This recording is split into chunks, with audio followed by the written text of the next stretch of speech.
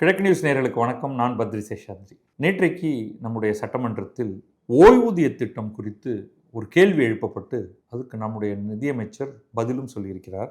அதே நேரத்தில் ரொம்ப சுவாரஸ்யமாக நாடாளுமன்றத்திலும் ஓய்வூதிய திட்டம் பற்றி ஒரு கேள்வி கேட்கப்பட்டு அதற்கு பதிலும் அளிக்கப்பட்டிருக்கிறது. அது ரெண்டுத்தையும் சேர்த்து பார்த்துருவோம்.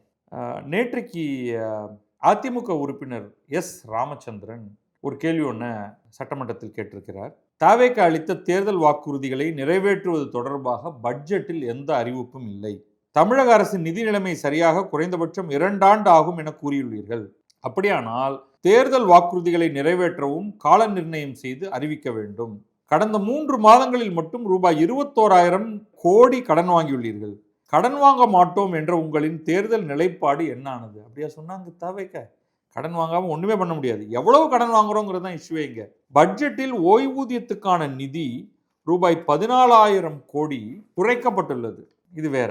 அரசு ஊழியர்களுக்கு மீண்டும் பழைய ஓய்வூதிய திட்டம் அமல்படுத்தப்படுமா என்பதை அரசு இங்கே இப்போது தெளிவுபடுத்த வேண்டும் அப்படின்னு அவர் சொல்லியிருக்கார். அதற்கு நிதியமைச்சர் மரிய வில்சன் கொஞ்சம் தமிழில், பைபிள் தமிழில் அருமையாக பேசியிருக்கிறார்.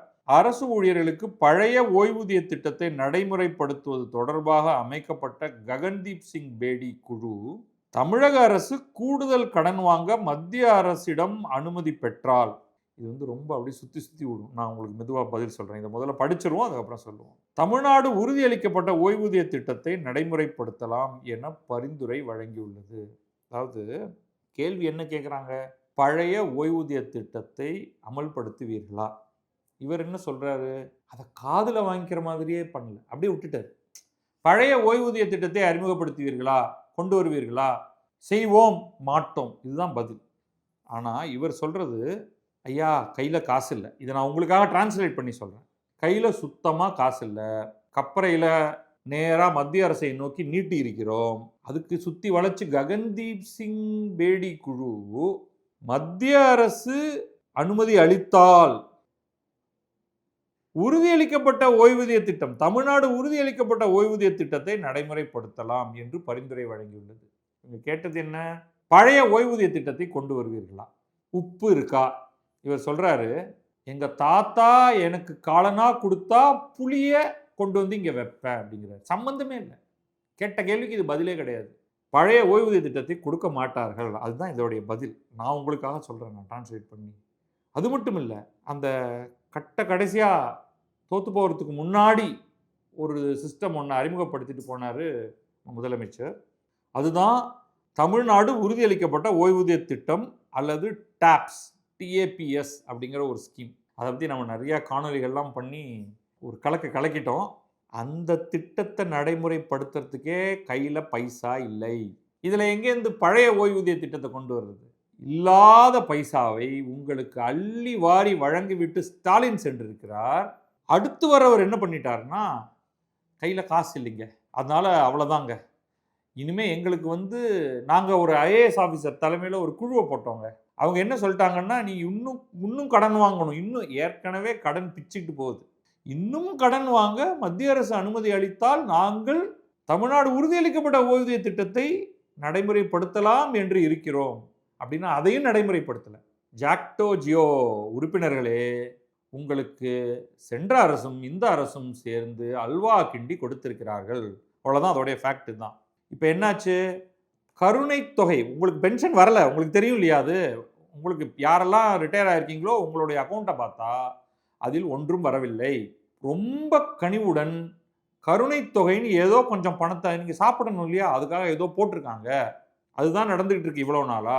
இவர்களும் என்ன பண்ணிட்டாங்க? முந்தைய அரசு பாருங்க 15,000 கோடி ஒதுக்கி இருந்தது.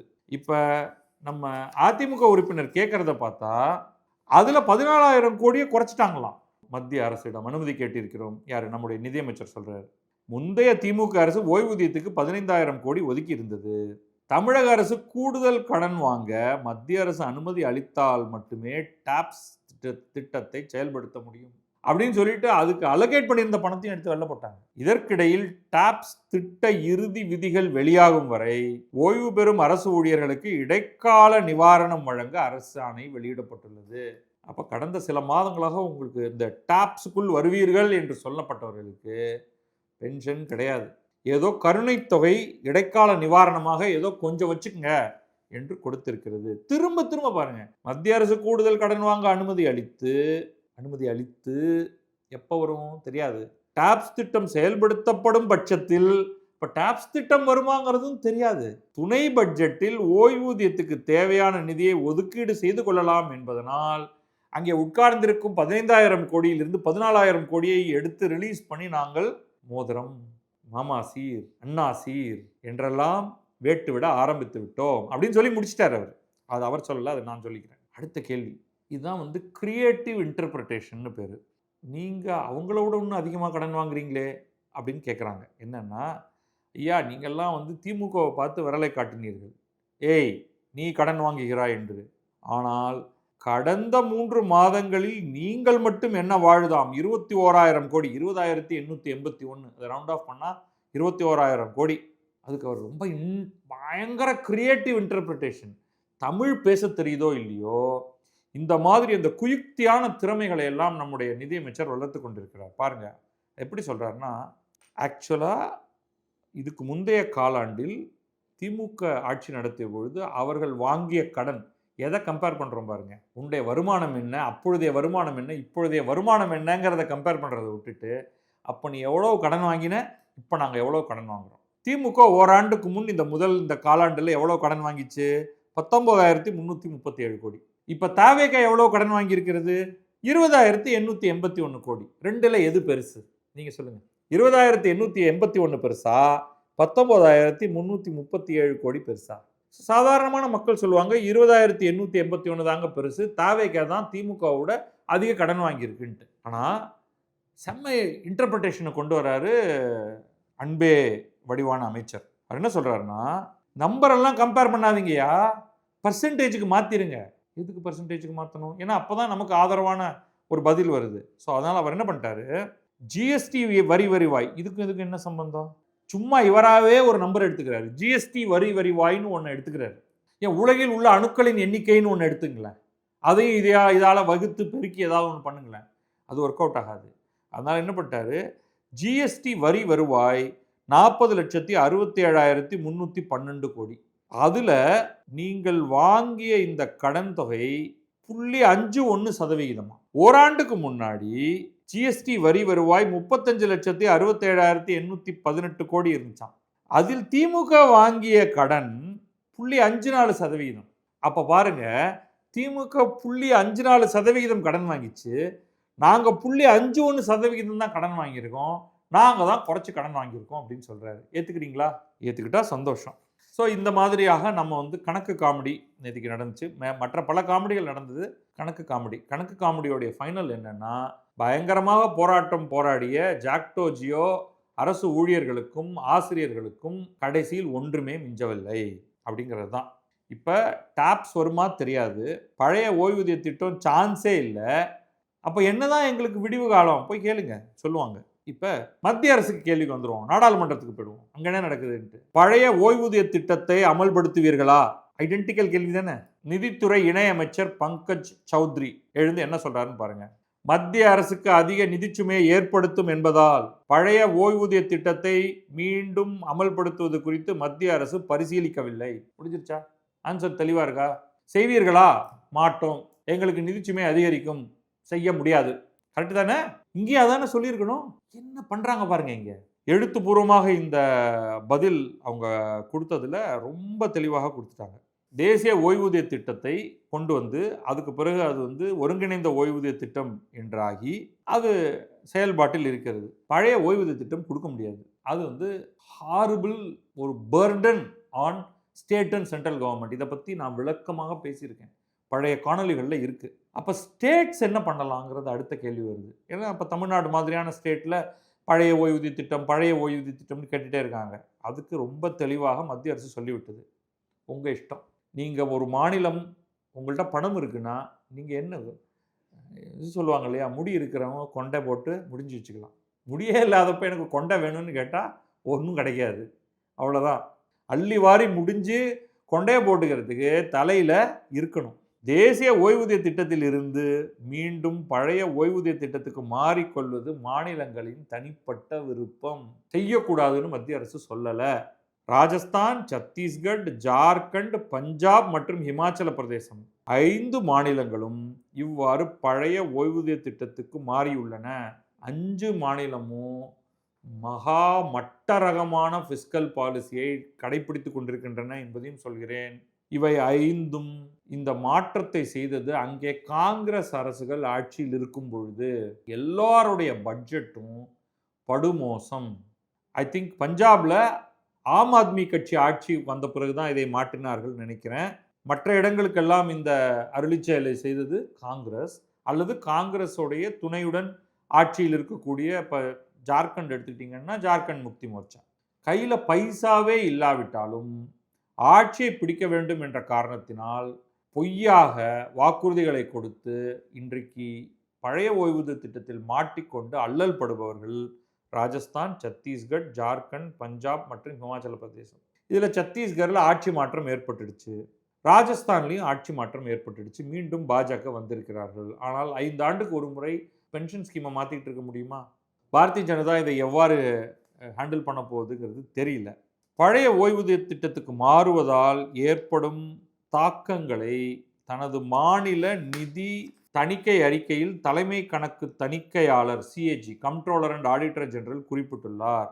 மத்திய அரசுக்கு அதிக நிதி சுமையை ஏற்படுத்தும் என்பதால் பழைய ஓய்வூதிய திட்டத்தை மத்திய அரசு பரிசீலிக்கவில்லை. மாநில அரசுகள் அவரவர்கள் இஷ்டத்துக்கு இதை செய்ய வேண்டியதுதான் அப்படின்னு அவர் சொல்லி முடிச்சிட்டாரு. இன்றைய நிலையில 1 பைசா பென்ஷனுக்கு ஒதுக்குவது கூட நம்முடைய மாநில அரசு, தமிழ்நாட்டின் மாநில அரசுக்கு சாத்தியமே இல்லை. இந்தியாவிலேயே அதிகமாக கடன் வாங்கும் மாநிலமாக நாம் இருக்கிறோம். ஒரு சில மாநிலங்கள் தெளிவாக அதற்கான ஸ்டாட்டிஸ்டிக்ஸ் கொடுக்கப்பட்டிருக்கிறது. மகாராஷ்டிரா மாநிலம் தமிழகம் வாங்கும் கடனை விட குறைந்து வாங்குகிறது. தமிழகத்தை விட பெரிய மாநிலம். நம்முடைய பாப்புலேஷன் 7.5 கோடி, சுமாராக சொல்கிறேன் குத்து மதிப்பா. அவர்கள் வாங்கும் கடன் அனைத்தையும் இன்ஃப்ராஸ்ட்ரக்சரில் இன்வெஸ்ட் பண்ணுறாங்க. நம்ம வாங்குகிற கடனில் 40% கூட நம்ம இன்ஃப்ராஸ்ட்ரக்சரில் இன்வெஸ்ட் பண்ணுவதில்லை. அதுதான் தமிழ்நாடு. ஏன்னா வாங்குகிற கடனை போன தடவை வாங்கின கடனுக்கான வட்டி கட்டுறதுக்கு கொடுத்துக்கிட்டு இருக்கோம். அதுக்கு மேலே சேலரி கொடுக்குறோம், அதுக்கு மேலே பென்ஷன் கொடுக்குறோம். நமக்கு இதெல்லாம் கமிட்டட் எக்ஸ்பெண்டிச்சர். இதெல்லாம் நான் பேசிட்டேன். பட்ஜெட் வந்த உடனேயே பேசியாச்சு. பேசிக்கலி நமக்கு தேவை வலுவான ஒரு ஆட்சி. அதில் நாங்கள் இந்த பெல்ட் டைட்டனிங்னு சொல்லுவாங்க. வயிற்றை இறுக்கி பிடித்து கொண்டு செலவுகளை குறைக்க வேண்டும். ஆனால் நம்ம ஊரில் நம்ம ஒரு பெரிய பணக்காரன மாதிரியும் 27 தலைமுறைக்கு சொத்தை சேர்த்து வச்சுட்டு போயிருக்கிற மாதிரியும் யாரோ உனக்கு எவ்வளோ வேணும் இந்தா வச்சுக்கோ, உனக்கு எவ்வளோ வேணும் இந்தா வச்சுக்கோ என்று வாரி வழங்கி கொண்டிருக்கிறார்கள் நம்முடைய ஆட்சியாளர்கள். நாளைக்கு போண்டியாக போவது கட்டாயமாக நடக்கப் போகிறது. இதிலிருந்து மீட்க நமக்கு அப்போ ஒரு தேவதூதன் வருவான் என்று நாம் நம்பிக்கொண்டிருக்கிறோம். இப்பொழுது வந்திருக்கும் தேவதூதன் இவர் தன் சாக்குக்கு இன்னும் கொஞ்சம் செலவு செய்கிறார். நான் தான் அம்மான், நான் தான் அண்ணன், சீர் செய்கிறேன் அப்படின்லாம். இதெல்லாம் தேவையில்லாத லாங்குவேஜ் இது.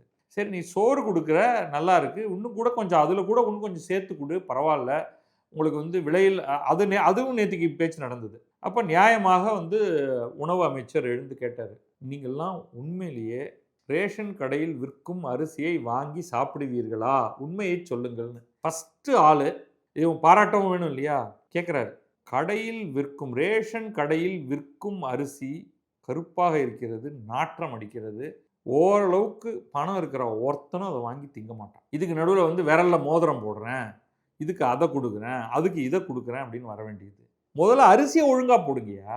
அதை பண்ணலாம்ங்கிறத இப்போ தான் பேசி முடிவு பண்ணுறாங்க. அதுக்கு என்னன்னா, சன்னரக அரிசிக்கு மினிமம் சப்போர்ட் பிரைஸை ஏற்றி தருகிறேன், கரும்புக்கு ஏற்றி தருகிறேன் அப்படின்னு. அப்படியெல்லாம் இல்லை என்றால் மகாராஷ்டிராவிலிருந்து அரிசி வரும் அப்படிங்கிறார் உணவு அமைச்சர். இப்போவே உருப்படியாக நீங்கள் விரும்பி சாப்பிடும் அரிசி தமிழ்நாட்டில் உற்பத்தி ஆவதில்லை. நீங்கள் விரும்பி சாப்பிடும் அரிசி, தமிழர்கள் விரும்பி சாப்பிடும் அரிசி கர்நாடகா பொன்னி, கர்நாடகத்திலிருந்தும் ஆந்திரத்திலிருந்து தான் வந்து கொண்டிருக்கிறது. உங்களுக்கு உருப்படியான சோற்றை போடுவது. நீங்கள் இன்றைக்கி போய் ஒரு ஹோட்டலில் உட்காந்திங்கன்னா கொஞ்சம் கேளுங்க அவங்கள்ட்ட, ஐயா இந்த அரிசி நல்லா இருக்குங்களேயா, இந்த அரிசி எங்கிருந்து வருது அப்படின்னு. ஆந்திராலேருந்து வருது, கர்நாடகாலேருந்து வருது, மகாராஷ்டிராலேருந்து வரும், இல்லை வேறு எங்கேருந்தாவது வரும். உங்கள் மாநிலத்துக்கு தேவையான அரிசியை நீங்கள் செய்வது கிடையாது. நீங்கள் இங்கே மோட்டார் ரைஸ் போடுறீங்க, அது கேரளாவுக்கு போய் அங்கே விற்பனையாகி கொண்டிருக்கிறது. இதெல்லாம் ரொம்ப காம்ப்ளிகேட்டட் விஷயங்கள். நம்ம பேச ஆரம்பித்தது பென்ஷன்.